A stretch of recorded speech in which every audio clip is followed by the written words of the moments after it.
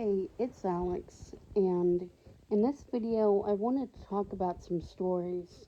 This one was sent in to me from a friend of mine that I had found while searching for some true scary stories on these social websites. And his name was Dave, and I'm gonna share his story. His story is that his sister is a curator at a museum in Scotland. These photos were taken by a visitor in the surrounding grounds when the museum was closed. There was no one in the building at the time. There is nothing next to the window other than a small desk below the windowsill. There is no reenactors in period clothing ever on the site.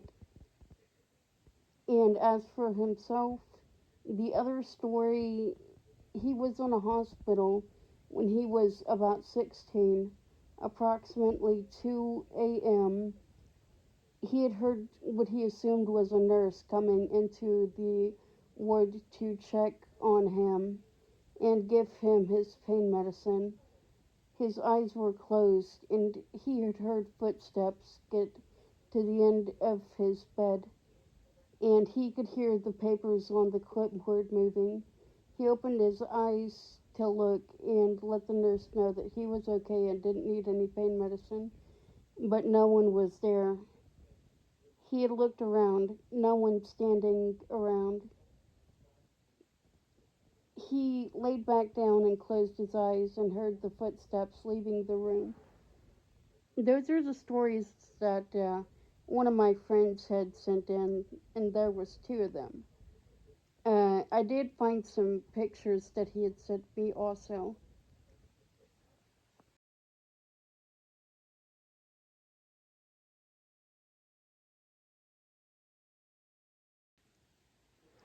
I'm also going to read this creepy pasta that I had found on the internet. It's called my son started humming this same tune and he won't stop. It started last Monday. I received a call from his basketball coach. My son Riley had been acting more strangely than usual. He said my son had seemed to intentionally pop two basketballs alone in the locker room. I made my son play for the church league after school, even though I know he would much rather play on his computer or phone. It wasn't like him to get in trouble. When I got to the school gym, the coach told me that the basketballs were old and worn, but Riley refused to explain how they popped. I went to talk to my son, and it didn't seem to register right away that I was talking to him. He was glued to his phone screen, rocking back and forth, humming to himself. The third time I yelled his name, he finally looked up at me and smiled. I asked him how he popped the basketballs. He shrugged, and I heard him hum the creepy tune for the first time. I told him to get up. Maybe he was hiding something sharp. At this point, although I was a little weirded out, I got up with two older brothers and knew how much boys like to poke and prod things and blew them up. I told Riley's coach that we would pay for the two balls and it would come out of Riley's own piggy bank. When I saw scolded him to apologize, Riley let out the longest sorry I ever heard him say with a sly smile. Then we got home. I told him to march up to his room and pull out the $50 I figured the two balls were worth would be to replace. He nodded and he climbed up the stairs. I heard him humming the same creepy tune. When we got when he got back down the stairs, I asked him what he was humming. He looked at me with genuine confusion. He told me he hadn't been humming anything. I still regret not pushing for an answer then, but I rolled my eyes and stomped. But he rolled, but I rolled my eyes and let him stomp back upstairs.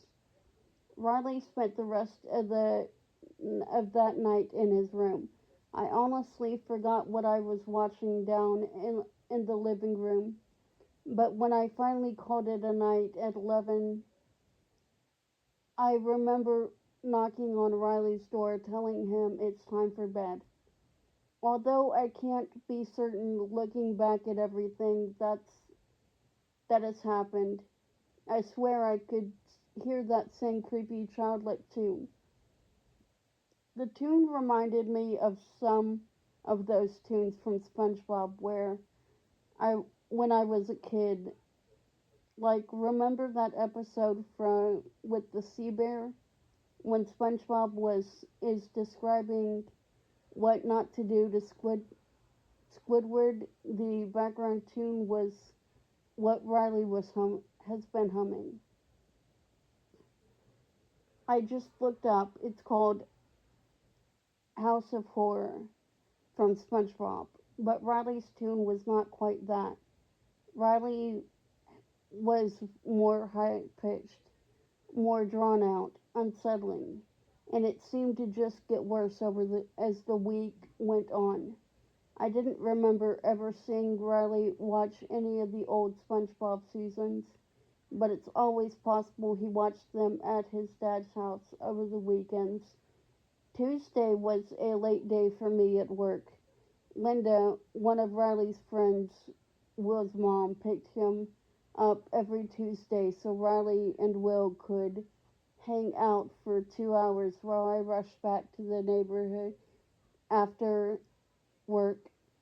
While I got to Linda's house, Linda pulled me aside to the living room. She told me Riley had spent the entire time in the bathroom. After an hour, Will had to grab her because he was getting mad that Riley wouldn't come out. I brought my tone to a whisper, wondering if maybe Riley might have had an accident and didn't want Will to see it. Linda seemed to nod in agreement, but told me that Will had said that Riley was watching it on his phone and wouldn't share. I felt the color drain from my face. Again, Riley was 12 years old.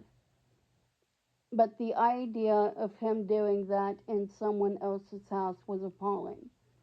I began to apologize, but Linda called Will over, who was watching something on his phone on the living room couch. Linda asked Will about it.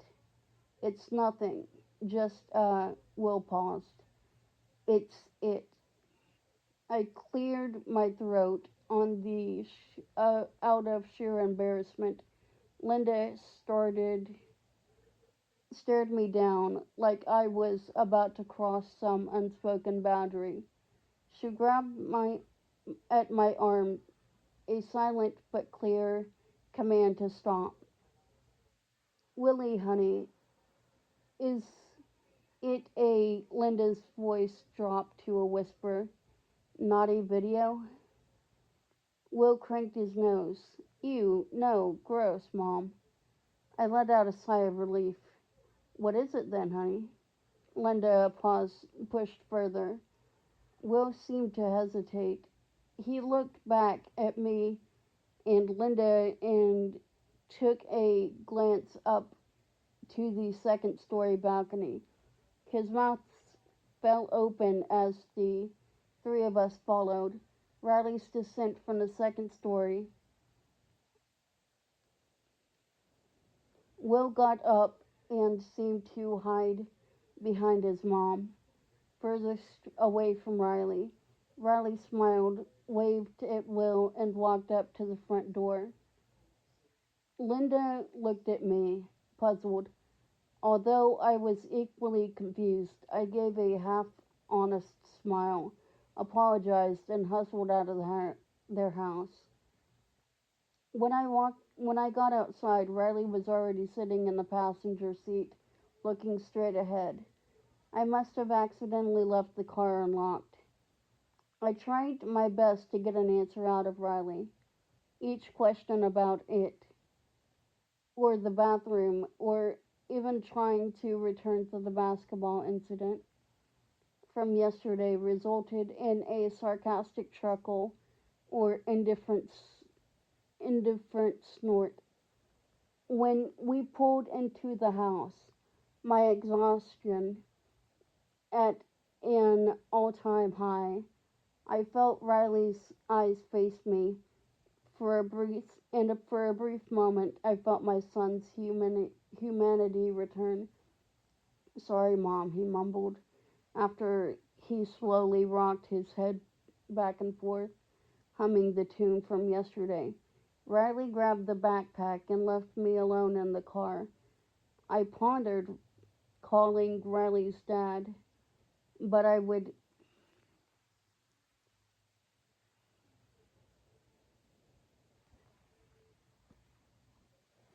pondered calling Riley's dad, but I would rather not hear a lecture from Kyle, Riley's dad, who already disappointed of my parenting style.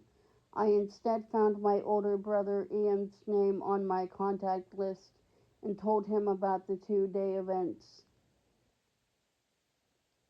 Ian let me finish my rant before he told me it sounded like Riley was going through a weird moment in his puberty, and it's probably best to just leave him alone. As I started to push back a little bit, I felt my brother's voice get more assertive than usual, telling me it's best to just leave him alone. Ian hung up on me, something completely out of the ordinary for him. I sat in a huff for a minute before resolving to go about my day. I grabbed my work bag and walked into the house. Riley sat on the couch, staring down at his phone. When I walked in, he screamed. He seemed to quickly do something on it. "What are you watching?" I inquired, grabbing for his phone before he could answer. He looked up at me. "Nothing, my phone's dead." His speaking style was too polished, too short. This wasn't my Riley. I snatched his phone from his hands and tried to press the power button. Sure enough, the phone lit up with no battery signal. I handed Riley his phone back in defeat. He got up and started for the stairs. Sure enough, he started humming again. Drawn out, ominous. "Stop!" I cried out. "Riley, please, please stop humming whatever that is. I don't like it." Riley stopped. He slowly turned towards me and seemed to just blink in place. He opened his mouth like he wanted to say something and quietly closed it. He did this 3 more times before he took his first confident step backwards. His mouth was now ajar, and his eyes still seemed to study me as if I were prey. He took another step back, and then another. He watched me, stepping backwards upstairs until he got to the top. He slammed the door shut. I climbed the steps, retreating to my own room, and on the way waited in front of Riley's door, and out of the ordinary sounds, but heard complete silence instead. I collapsed at the foot of my bed, head in my hands, begging, no praying,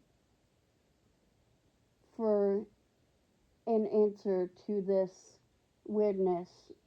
I tried thinking of my own family history. I know my grandpa had dementia before he died. but there weren't any clear examples of mental illness in my family. I decided then and there that I would call Kyle, Riley's dad, if this creepy antics would keep up in the next day. It would be a good it would be good to warn him too, as he would take Riley for the weekend anyways that Friday. Wednesday morning school drop off was a silent affair. Have a good day, sweetie. I smiled at him, eager for any affirmation. As we pulled up at the entrance, Riley grabbed his backpack from the back seat, took a deep breath, and left me without a word. I watched him march up to the school, his head perfectly straight. His posture would make a drill sergeant blush. That Wednesday afternoon, I saw the school caller ID pop up on my phone. I tried to center myself, expecting the worst. Hello? Hello, I'm Miss Rhonda. Is this Riley's mother? Yes, it is. I felt my voice falter. Riley has done something. I could feel it. Is he okay? Miss Rhonda paused. He's okay. He's here in the office. I cursed under my breath. Riley's antics had already caused me embarrassment with the basketball coach and his friend's mom. My mind was racing through the possibilities of uh, or even worse, of suspensions or even worse. Miss Rhonda continued, has your son been acting up recently? Could it be worse than I imagined? A fight? Destruction of school property? I swallowed my pride. Yes, Miss Rhonda he's been acting differently since Monday. I see. Well, there was an incident during recess today. Your son and a group of 10, maybe 12 boys took over the girls' bathroom, if you will. What? I already started corralling my purse and mouth to my boss. I have to go. As I reached my car, Miss Rhonda continued. They seemed to hiss at incoming girls. Your son Riley was making a game of washing the boys' feet. What? I swerved out of the parking lot. Her words, however confusing, they were raced in my mind. Some of the boys, Miss Rhonda, waited for some of the boys waited. Some of the boys screamed as he did it. The shudder ran down my spine. My mind went blank. A swerve uh, barely avoided the SUV. Are you okay? Miss Rhonda inquired. I'm fine, I choked out. I'll be there soon. With that, I hung up. When I got to the school, Miss Rhonda was wiping away tears. I saw Riley swaying back and forth through the office window, some of his friends sitting motionless around him. I spotted Will, two boys, down as Miss Rhonda buzzed me in. I went to apologize, but Miss Rhonda interrupted me before I could start. Have you told Riley about my son James before? I looked at Miss Wanda with confusion. Your son? Yes, she said in between sniffles, her voice dropping to a breathless whisper. The one who she held back a flood of tears. The one who died. I instinctively pulled back in shock. Riley asked me. Miss Rhonda blew her nose, pushing away a tear. Riley asked me if we still had the blue Subaru that James was driving. I felt my breath stop and start. The lights seemed to get brighter and dimmer all at once. I felt my chest start to hurt, and it became increasingly impossible to gather a breath. James was driving the blue Subaru when he went off the road. Then, 10 years ago, Miss Wanda examined me closely, seemingly trying to sniff out some knowledge of the incident I hadn't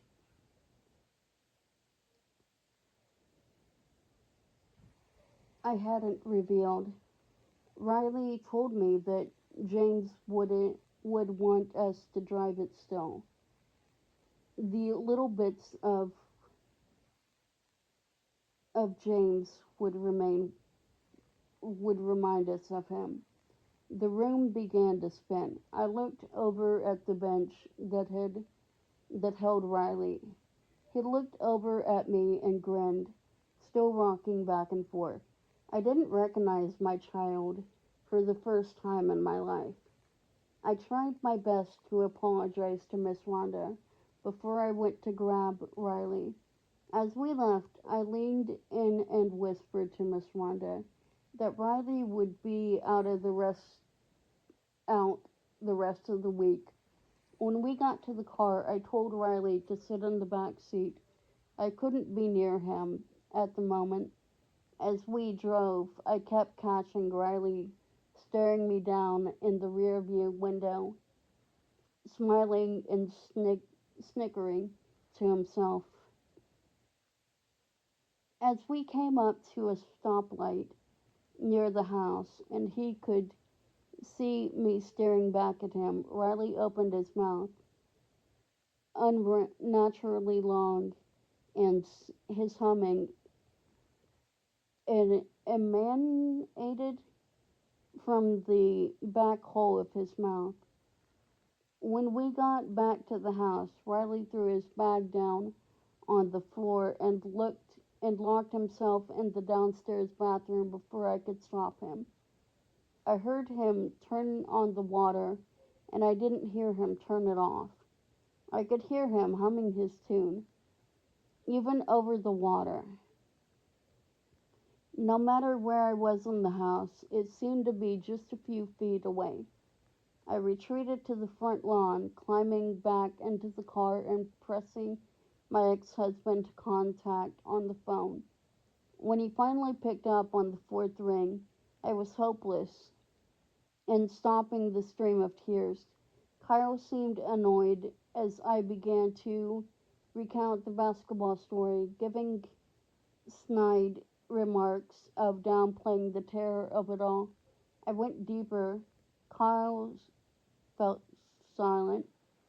I just don't know what's happening to him, I said between sobs. I'm scared. I'm scared for him. I'm I could barely complete this feeling. I could barely compute this feeling at the time, but it's only become more real the longer this terror has dragged on. I'm scared of him. I waited for his response. 10 seconds melted into 30 seconds while Kyle finally said something. This all had a vague exclamation. It's got. What are you talking about? My words poured out before I could stop them. Did you tell him about Miss Rhonda and James? I didn't even know about that. Carl paused again. I might have. I must have. Carl tried to reassure me. Might have come up when I talked about him about drunk driving. I felt my breath begin to quicken again. It's messed up to it up about boys, like to bring up about taboo, Carl continued. You really think it is not some adult videos. I considered his theory. Will, Riley's friend, told me and his mom it wasn't. I reiterated. Of course, the little boy would say it wasn't that. Kyle sarcastically snorted. Look, he probably just found some article on that James kid and wanted to freak people out. But the humming, Kyle, the feet thing, it's not natural. Something's really wrong with him. Maybe he, my words stumbled over one another. Voice dropped on octave as I hesitated at the next thought. Maybe he, maybe we look into therapy options or an exorcism, I whispered. Carl took a long breath. He's not going to a messed up therapy. And you're joking about the religious crap. Look, I'm stuck here in Yuma for another day. But first thing Friday morning, I'll come grab him. Might just need a change of scenery. And he's not all right when I drop him off Saturday. We can look into other options. I nodded to myself. Okay, I'm going to watch him tomorrow. Kyle, maybe he'll be okay just around me. We ended our call. My hand found the door handle, but my trembling fingers refused to push it further. After a few minutes of silence, I finally exited my car and tiptoed to the front door. As I reached for my keys, the front door slowly swung open, and I could hear the slight hum from inside the house. Riley, I called out, taking the tender step forward into the house. I'd looked up the stairs, expecting to see his figure loitering over me, but found the space empty. I heard the devilish humming again. It surrounded me. I couldn't place the source. Riley, I yelled, circling the first level. Riley, come out now. I'm not playing. My voice fluttered in the air. My head felt fuzzy. My sinuses pushed against my eyes. When I could hear the blood rushing in my arms, the humming got louder as I neared the living room. Riley, you're starting to scare me. I crowded out in desperation. My voice, a shadow of its past self, died without the confines of the living room. No, not daring to venture further, I collapsed in despair onto the couch. I felt a tear begin to well up in my right eye. I turned to push it away with my left pointer finger, chalky with white smeared just below my eye, a fingertip taste, salt. I ever so slightly made out the sounds of snickering to the left of the couch. I hesitated for a second before I slid my body to the side of the kitchen and peeked down.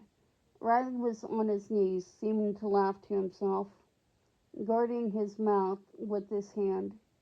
He looked up at me, his eyes seeming to stare right through me. He returned his gaze to the floor and restarted his snickering. The snickering was unnatural, forced, devo- devoid of joy. His hand reached out and grabbed his back. Riley immediately went quiet. He looked over at my hand, and I felt his eyes follow my arm up to my torso before staring back at me with so much disdain. You would have thought I had just spit on him. Riley, I mumbled out. His face went neutral. He blinked twice before slowly rotating his back until his skull found the back of his neck. I looked up at the ceiling, desperate to see something, anything to explain what was going on with my son. His whole body jolted when the same demonic humming radiated out from Riley. My hands found the side of my head, right hand migrating south to clasp the rosary I had started to keep it in my pocket. It was gone, misplaced, or worse.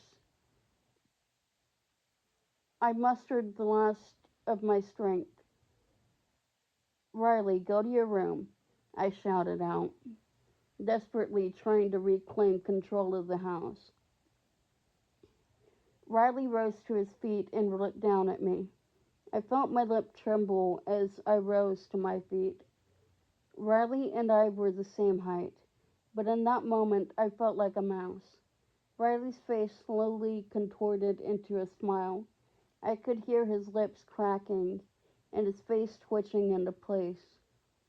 He walked towards the staircase and silently started climbing to the top. I followed closely behind. Halfway up the stairs, Riley stopped before breaking into a dead sprint for the last 6 steps. Throwing open his door, I was startled but tried my best to follow close behind. When I got to his open door, Riley was perched in a perfect 90-degree angle, staring straight ahead. His gaze was locked on his closed closet door as he began to hum the creepy tune again. My body felt limp, like my energy had been sucked out. I took a timid step back from his door, his humming still ringing in my ears.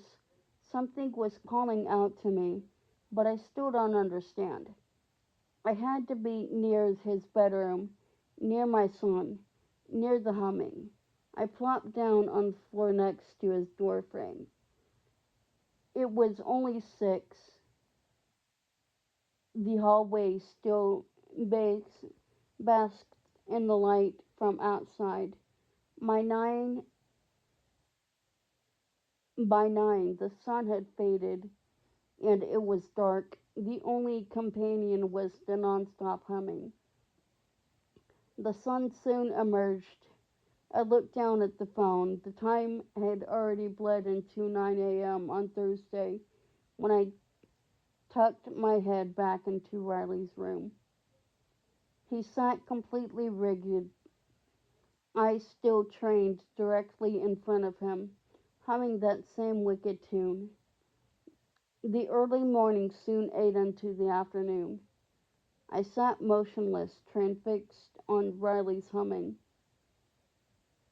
waiting for a hint of normality. A twin, twinge of difference, just a taste of the humanity my son was now missing. Nothing, just the humming. An elixir of evil and turmoil. The daylight soon slid into darkness, and my hum in induced trance was broke by a sudden thud at the front door. My legs trembled and felt weak as I got off the floor. The hallway around me covered in a slight haze. I had to blink away. I took cautious steps down the stairs, opening up the front door to see Carl standing before me wearing a yellow vest. I've been calling all day. Are you okay? Kyle asked, his voice a mix of anger and genuine concern. I looked down at my phone, realizing now that I had somehow missed 16 phone calls from Kyle. Kyle seemed to study me more thoroughly.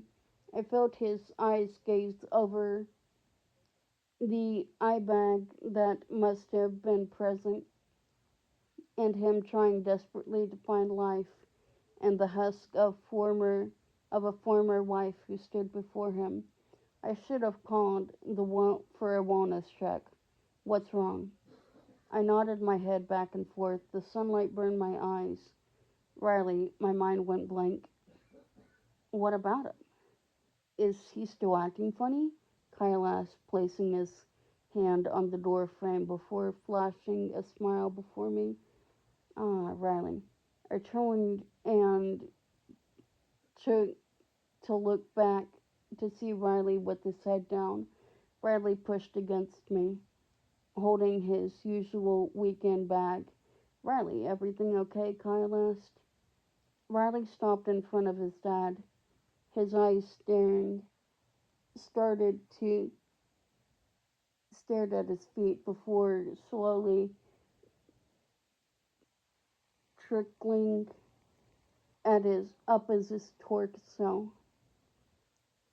Then his head. Bradley stood there motionless, just staring at his father. Kyle looked at me with shock at first, then slowly shifted into something dripping with terror. Riley then started a low hum before he kept walking towards the truck and climbed into Kyle's Ford F-150. What's wrong with him? Kyle asked with gritted teeth. His face was ghostly white. I looked at him with sincerity.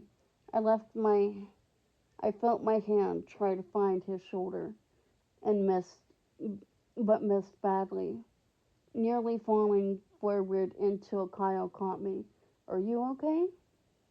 Kyle's concern was no longer shrouded in his unusual disdain towards me. For the first time since our divorce, I felt like Kyle truly cared about me. I felt his words.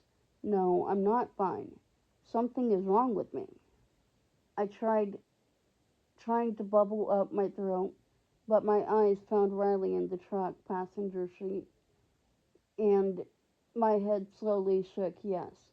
Kyle placed me back on my feet. If things get more freaking weird, I'll let you know.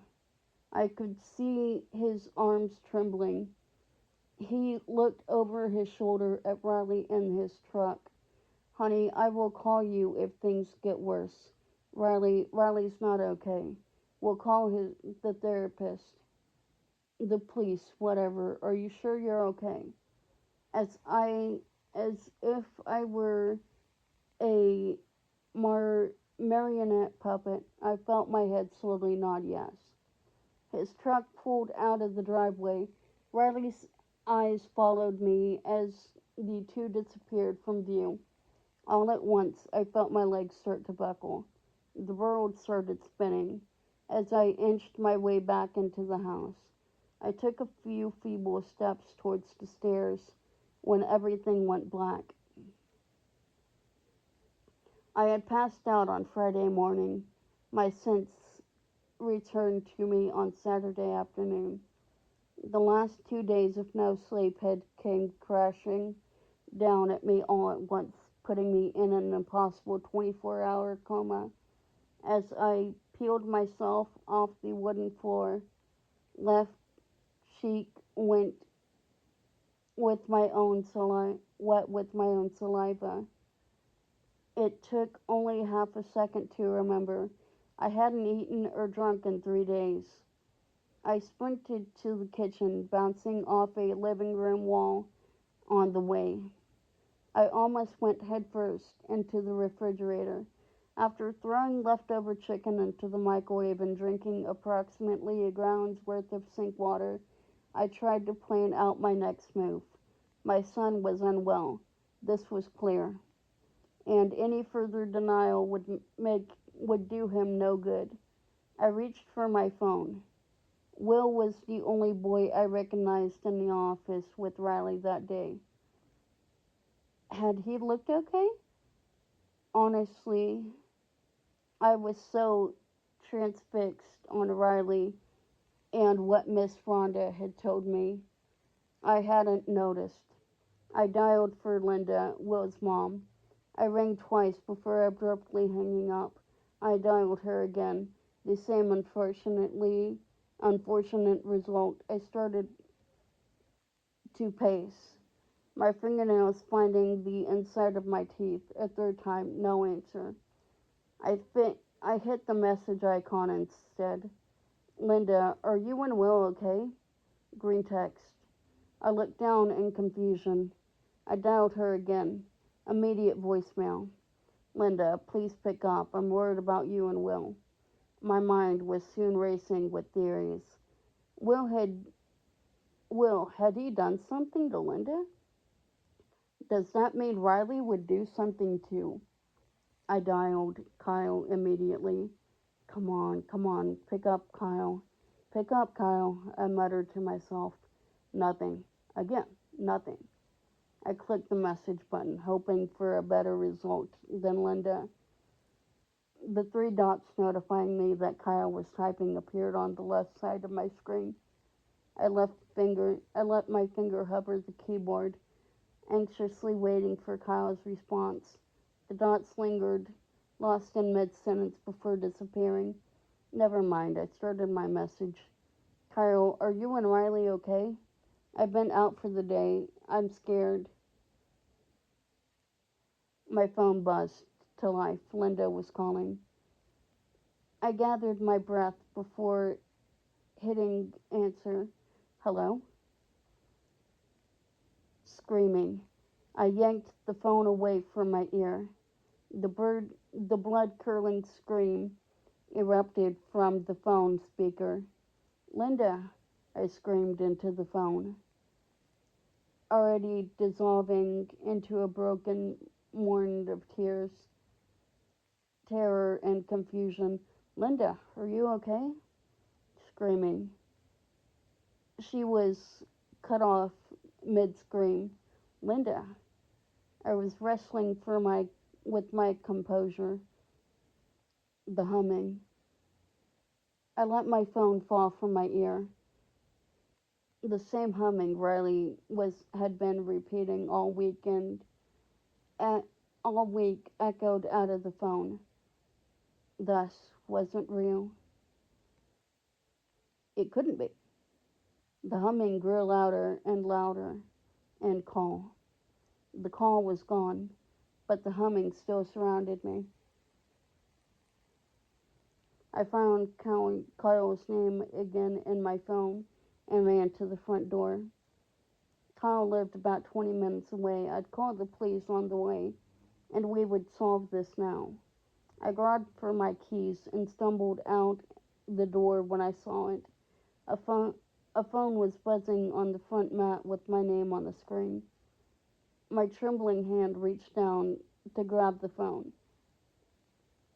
The gleaming picture of an 8-year-old Riley and Kyle at a baseball game confirmed the worst. The phone was Kyle's. The humming. The humming grew louder. I twisted around and ran up the stairs, reaching my bedroom and locking the door behind me. That's where I am now. I've tried to call 911 6 times, but each time, all it responds with is that the same darn creepy humming. Does anyone know what I can do? I don't have a weapon, and the humming seems to be right up against the door now. I can make out a little mouth in the door gap by the floor, a gap torturing me with that same spine chilling humming. The tongue that comes out of it is long, too long for a human, I think it's Riley, and I don't think he's here to confront his mother. Credit ZJ Cortez on Reddit. The story was actually found on Creepypasta Online.